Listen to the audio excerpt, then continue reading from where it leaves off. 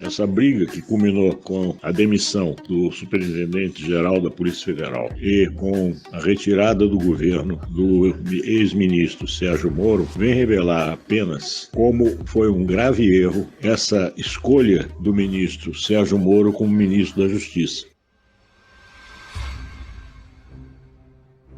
Em primeiro lugar, Moro, como ficou bastante claro nas gravações feitas, nas conversas entre o Moro e Deltan Dallagnol, procurador da Lava Jato, que realmente coordenou todos os trabalhos de acusação ao ex-presidente Luiz Inácio Lula da Silva, foi tudo combinado. E, portanto, Sérgio Moro já pré-julgou o Lula sem ter as provas. E que as gravações feitas pelo jornalista Glenn Greenwald foram objeto de críticas do meio jurídico, porque um juiz não pré-julga. O juiz julga e que se pretende que seja com isenção. Mas, ultrapassado esse problema, prisão de Lula, o Bolsonaro se aproveitou dessa situação do alto cartaz do Moro como baluarte da luta contra a corrupção e convidou ele para ser seu ministro da Justiça.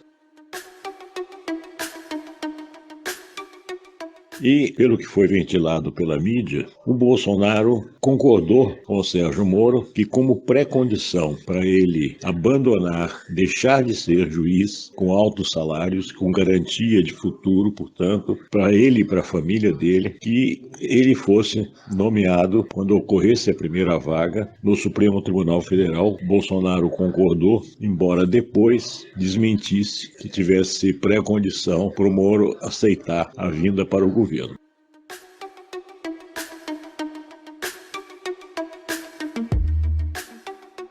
O que ocorre? O escândalo da rachadinha, que no dia 6 de dezembro de 2018, portanto, praticamente um mês antes de começar o governo do presidente Bolsonaro, ficou claro que a descoberta feita pelo COAF, que é o órgão de controle de movimentações financeiras, pegasse em cheio o principal assessor do filho do Bolsonaro, Flávio Bolsonaro, daquela figura execrável do Fabrício Queiroz, um miliciano que tem todas as ligações com a milícia do Rio de Janeiro. Mas, enfim, quando ocorreu essa denúncia, ela veio com provas, que o COAF trabalha com provas de movimentações financeiras atípicas. Então, o que ocorreu? Aquele escândalo, ele foi a mídia toda para querer procurar o Fabrício Queiroz e procurar o filho do Bolsonaro, Flávio Bolsonaro. E o que ocorreu? Ocorreu que ambos falaram que dariam, no momento oportuno, explicações. E que o Flávio Bolsonaro falou que conversou com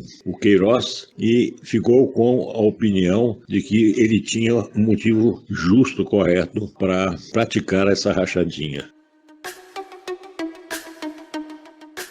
Nada como um dia após o outro. E aí o que se realmente constatou foi a tentativa do clã Bolsonaro de tirar o primeiro COAF, que estava subordinado ao Ministério da Justiça, tirar da subordinação do COAF ao Ministro da Justiça. Foi a primeira ação do Bolsonaro nessa questão de governo, e ele realmente deslocou o COAF, tirou do Moro e levou o COAF para o Banco Central, que não faz absolutamente nada com relação à verificação de desvio de recursos públicos com a rachadinha. Fato é que foi uma derrota, primeira derrota do Sérgio Moro, imposta pelo presidente Bolsonaro, tirando essa responsabilidade do ministro da Justiça. Logo em seguida, o Moro escolhe uma figura do terceiro escalão para ocupar uma vaga no Ministério da Justiça e o Bolsonaro não concorda porque essa pessoa defendia algumas pautas ligadas à questão relativa ao aborto, entre outras. E aí manda demitir já pela primeira vez, entrando na seara da responsabilidade do Moro, que imediatamente demite essa pessoa em menos de 24 horas da sua nomeação destituição pelo Sérgio Moro. E a coisa não parou por aí. Coisas foram em frente e a gente então assiste à primeira tentativa do clã Bolsonaro de parar as investigações com relação ao filho Flávio Bolsonaro. E entra no Supremo, essa tentativa não progride e volta o processo para a alçada do Tribunal de Justiça do Rio de Janeiro, que é onde se originou o processo contra o Fabrício Queiroz. Depois houve outra tentativa ainda, junto ao Supremo, para brecar o processo, mas finalmente, em novembro do ano passado, essa questão voltou à pauta do Supremo e aí sim o Supremo, por ampla maioria, determinou que o processo de investigação de Flávio Bolsonaro deveria continuar, independente do Tribunal de Justiça do Rio de Janeiro. Uma derrota para Flávio Bolsonaro e para o presidente.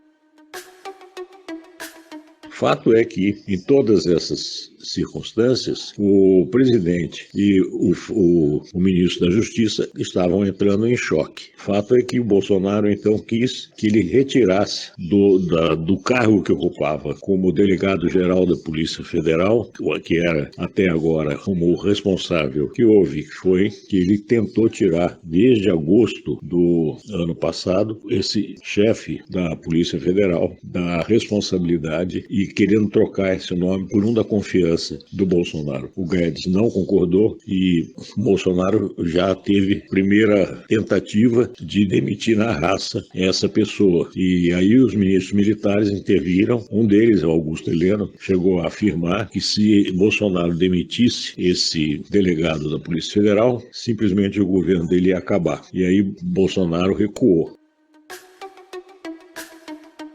Mas, novamente, agora voltou à carga. Por quê? Por duas questões que estavam sendo conjugadas que iriam parar no Supremo. A primeira delas é o prosseguimento da CPI das fake news, que envolve o chamado Gabinete do Ódio, comandado por Carlos Bolsonaro, que fica ao lado da sala do presidente da República, e que espalha fake news, atinge a honra de várias pessoas e estaria criando um embaraço extremamente sério para o governo federal, que quisesse o Bolsonaro defender o funcionamento desse estranho arranjo que espalha notícias falsas, sendo financiado por grandes empresários ligados ao Bolsonaro.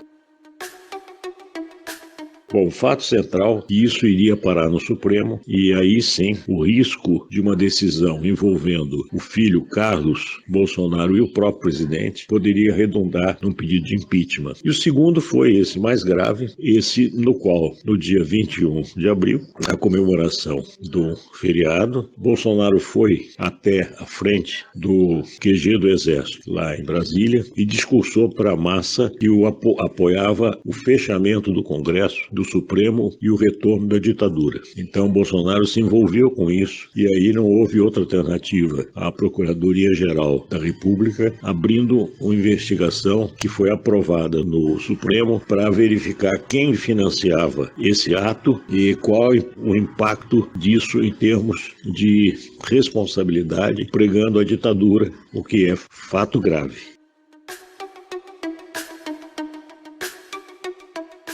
Bom, enfim, essa é a situação que motivou o Bolsonaro a querer parar as investigações da Polícia Federal, que é quem estaria fornecendo todas as provas em relação a essas duas questões. Diante desse quadro, o Bolsonaro tenta demitir o superintendente-geral da Polícia Federal, que é pessoa subordinada ao Ministério da Justiça e teria que ter a concordância do Moro. Moro é chamado pelo Bolsonaro e não concorda, e ao não concordar, o fato central é que impôs a demissão independente da vontade do ministro da Justiça, desse funcionário que estava à testa da Polícia Federal. E a partir daí ficou claro que o motivo principal da saída do Moro foi a interferência do presidente em comandar diretamente a Polícia Federal ao seu interesse, coisa que a corporação não aceita e que já vinha há vários e vários anos operando de forma independente independente, sendo uma instituição não de governo, mas uma instituição de Estado, ou seja, que ultrapasse a gestão do governante de plantão, para ser uma responsabilidade ligada ao interesse da sociedade. As estruturas do governo federal ficaram bastante abaladas e não se sabe efetivamente como isso será repercutido no Congresso e na opinião pública.